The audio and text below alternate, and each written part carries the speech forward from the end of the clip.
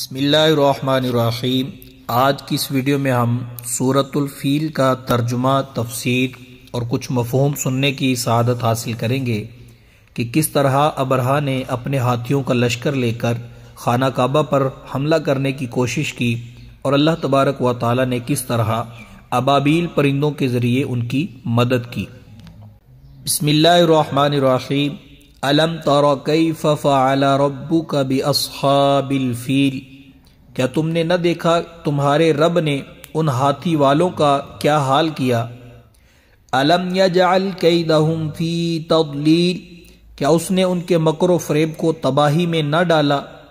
وارسل علیہم، اور ان پر بھیجے طیرا ابابیل، فوج در فوج پرندوں کی، ترمیہم بحجارۃ من سجیل، جو انہیں پتھروں سے مارتے تھے۔ فجعلہم کعصف مأکول، تو انہیں جانوروں کے کھائے ہوئے بھوسے کی طرح تباہ کر دیا۔ اس سورہ میں جو واقعہ بیان کیا گیا ہے اس کا خلاصہ یہ ہے، یمن اور حبشہ کے بادشاہ ابرہہ نے جب حج کے موسم میں لوگوں کو بیت اللہ کا حج کرنے کی تیاری کرتے ہوئے دیکھا تو اس نے اس غرض سے صنعاء میں ایک کنیسہ یعنی عبادت خانہ بنایا کہ حج کرنے والے مکہ مکرمہ جانے کی بجائے یہیں آئیں اور اس کنیسہ کا طواف کریں۔ عرب کے لوگوں کو یہ بات بہت ناگوار گزری اور قبیلہ بنی کنانہ کے ایک شخص نے موقع پا کر اس کنیسہ کو نجاست سے آلودہ کر دیا۔ جب ابرہہ کو یہ بات معلوم ہوئی تو اسے بہت غصہ آیا اور اس نے قسم کھائی کہ وہ کعبہ معظمہ کو گرا دے گا۔ چنانچہ وہ اس ارادے سے اپنا لشکر لے کر چلا۔ اس لشکر میں بہت سے ہاتھی بھی تھے اور ان کا پیش رو ایک بڑے جسم والا کوہ پیکر ہاتھی تھا جس کا نام محمود تھا۔ ابرہہ جب مکہ مکرمہ کے قریب پہنچا تو اس نے اہل مکہ کے جانوروں کو قید کر لیا اور ان میں حضرت عبد المطلب کے 200 اونٹ بھی تھے۔ حضرت عبد المطلب ابرہہ کے پاس آئے تو اس نے ان کی تعظیم کی، اپنے پاس بٹھا کر پوچھا، آپ کس مقصد سے یہاں آئے ہیں؟ آپ کا کیا مطالبہ ہے؟ آپ نے فرمایا، میرا مطالبہ یہ ہے، میرے اونٹ مجھے واپس کر دیے جائیں۔ ابرہہ نے کہا، مجھے آپ کی بات سن کر بہت تعجب ہوا ہے۔ میں اس خانہ کعبہ کو ڈھانے کے لیے یہاں آیا ہوں جو آپ کا اور آپ کے باپ دادا کا معظم اور محترم مقام ہے۔ آپ اس کے لیے تو کچھ نہیں کہتے اور اپنے اونٹوں کی واپسی کا مطالبہ کر رہے ہیں۔ آپ نے فرمایا، میں اونٹوں کا ہی مالک ہوں، اس لیے انہی کے بارے میں سوال کر رہا ہوں، اور کعبہ کا جو مالک ہے وہ خود اس کی حفاظت فرمائے گا۔ یہ سن کر ابرہہ نے آپ کے اونٹ واپس کر دیے۔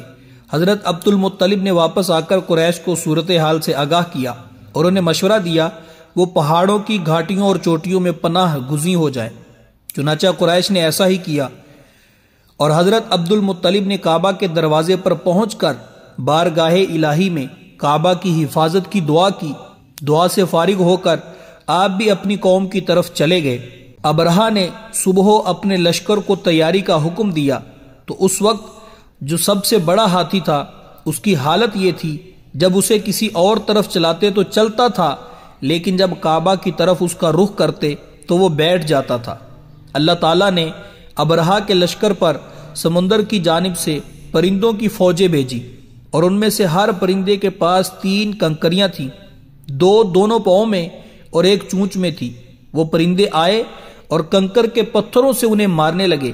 چنانچہ جس شخص پر وہ پرندہ پتھر پھینکتا وہ پتھر اس کے خود کو توڑ کر سر سے نکلتا، جسم کو چیر کر ہاتھی میں سے گزرتا ہوا زمین پر پہنچ جاتا، اور ہر سنگریزے پر اس شخص کا نام لکھا ہوا ہوتا تھا جس سنگریزے سے اسے ہلاک کیا گیا۔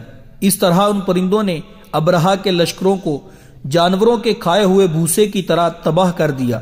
جس سال یہ واقعہ رونما ہوا اسی سال سرکار دو عالم صلی اللہ تعالی علیہ وآلہ وسلم کی ولادت ہوئی۔ اس سال کو عام الفیل کہتے ہیں، یعنی ہاتھیوں کا سال۔ آج بھی مغرب کی اذان کا جب وقت ہوتا ہے تو خانہ کعبہ کے گرد ابابیل پرندے جو ہے چہچہاتے اور اڑتے ہوئے نظر آتے ہیں، گویا وہ اس بات کی گواہی دیتے ہیں کہ ہم وہ ہیں جن کے ذریعے اللہ تعالیٰ نے خانہ کعبہ کی حفاظت کی، ہم اللہ تعالیٰ کے سپاہی ہیں۔ اللہ تبارک و تعالی ہمیں قرآن مجید فرقان حمید پڑھنے سمجھنے اس پر عمل کرنے کی توفیق عطا فرمائے۔ آمین بجاہ النبی الامین صلی اللہ تعالی علیہ وآلہ وسلم۔